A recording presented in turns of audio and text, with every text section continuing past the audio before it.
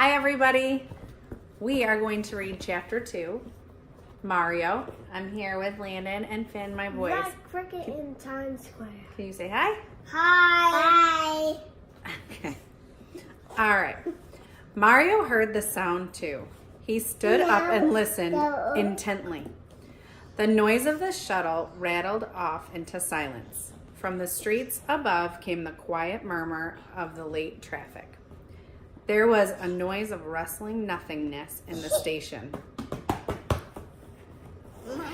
Still Mario listened, straining to catch the mysterious sound. And there it came again.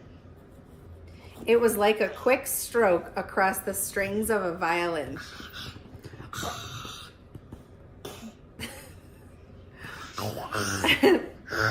Or like a harp that has been plucked suddenly.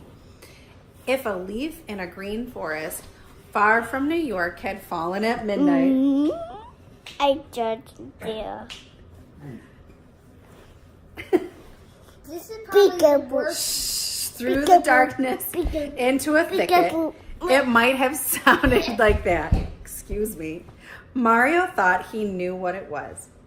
The summer before, he had gone to visit a friend who lived on Long Island. One afternoon, as the low sun reached long yellow fingers through the tall grass, he had stopped beside a meadow to listen to just such a noise. But there had been many of them, then a chorus. Now there was only one. Faintly it came again through the subway station. Mario slipped out of the newsstand and stood waiting. The next time he heard the sound, he went toward it. It seemed to come from one corner, next to the stairs that led up to 42nd Street. Softly, Mario went toward the spot. For several minutes, there was only the whispering silence. Whatever it was that was making the sound had heard him coming and was quiet. Silently, Mario waited. Then he heard it again, rising from the pile of waste papers and soot that had blown against the concrete wall. He went down and very gently began to lift off the papers.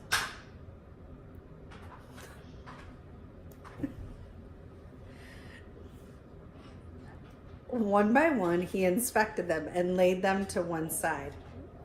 Down near the bottom, the papers became dirtier and dirtier. Mario reached the floor. He began to feel with his hands through the dust and soot. Sorry.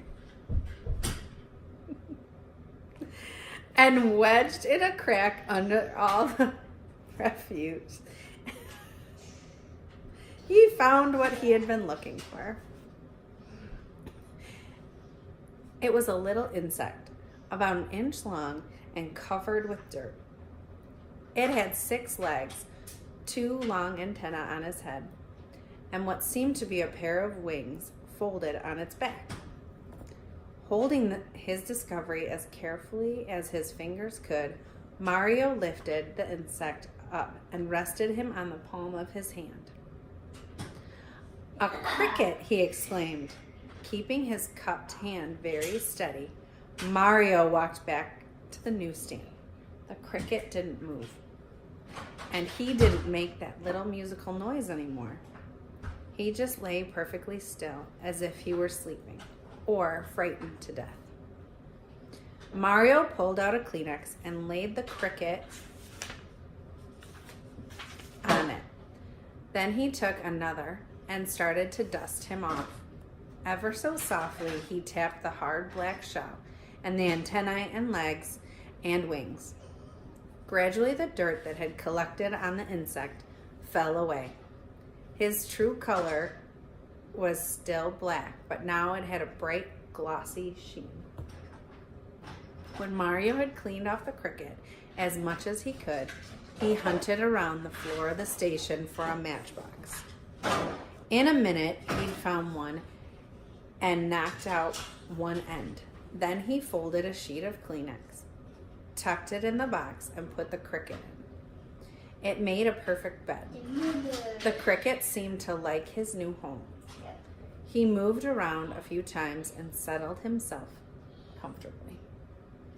Mario sat for a time, just looking. He was so happy and excited that when anyone walked through the station, he forgot to shout, "Newspapers and magazines." Then a thought occurred to him. Perhaps the cricket was hungry. He rummaged through his jacket pocket and found a piece of a chocolate bar that had been left over from some supper. Mario broke off one corner and held it out to the cricket on the end of his finger. Cautiously, the insect lifted his head to the chocolate. He seemed to smell it for a moment and then took a bite. A shiver of pleasure went over Mario as the cricket ate from his hand. Mama and Papa Bellini came up the stairs from a lower level of the station. Mama was a short woman, a little stouter than she liked to admit, who wheezed and got a red face when she had to climb steps. Papa was tall and somewhat bent over, but he had a kindness that shone about him. There seemed to always be something smiling inside Papa. Mario was so busy feeding his cricket that he didn't see them, and when they came up to the newsstand. "So," said Mama, craning over the counter, "what now?" "I found a cricket," Mario exclaimed. He picked the insect up very gently between his thumb and forefinger and held him out for his parents to see.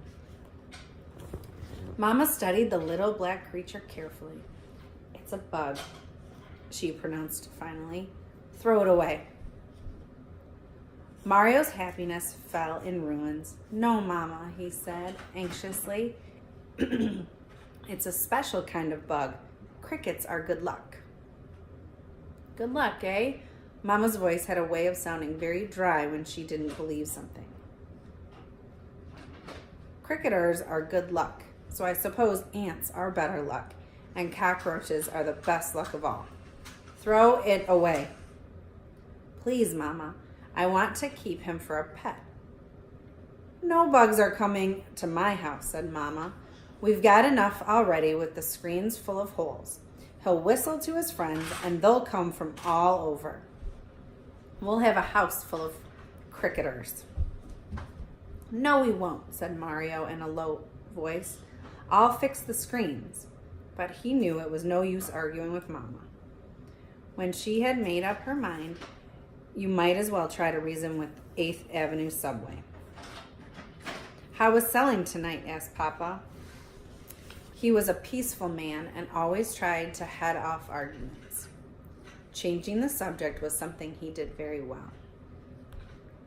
15 papers and 4 magazines, said Mario. And Paul just bought a Sunday Times. No one took a Musical America or anything else nice?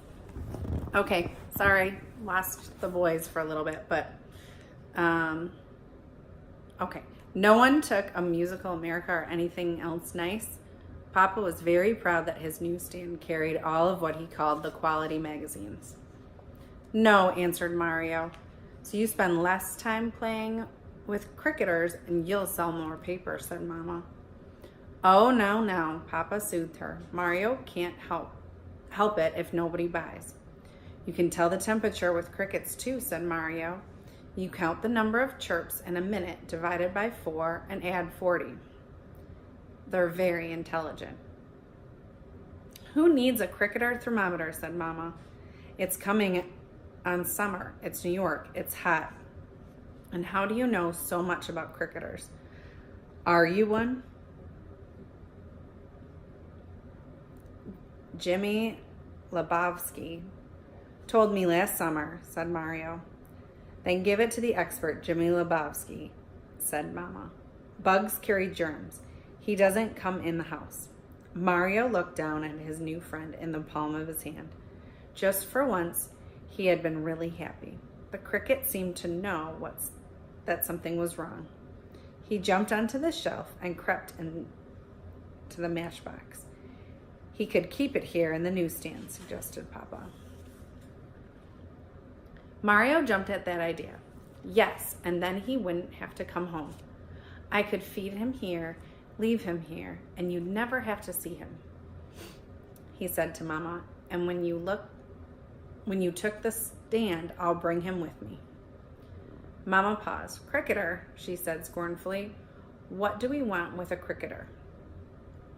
What do we want with a newsstand, said Papa. We got it, let's keep it. There was something resigned but nice about Papa. You said I could have a dog, said Mario, but I never got him. And I never got a cat or a bird or anything. I wanted this cricket for my pet. He's yours then, said Papa. And when Papa spoke in a certain quiet tone, that was all there was to it. Even Mama didn't dare disagree. She took a deep breath. Oh well, she sighed, and Mario knew it would be all right. Mama saying, oh well, was her way of giving in, but only on trial he stays.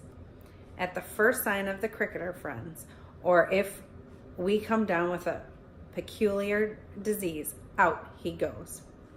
Yes, Mama, anything you say, said Mario. Come on, Mario, Papa said. Help me close up. Mario held the matchbox up to his eye. He was sure the cricket looked much happier, now that he could stay. Good night, he said. I'll be back in the morning.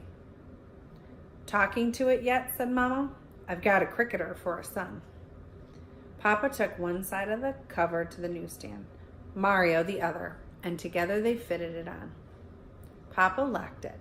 As they were going downstairs to the trains, Mario looked back over his shoulder.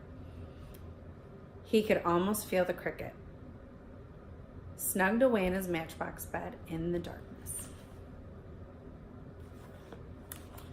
Hope you enjoyed it. Happy reading.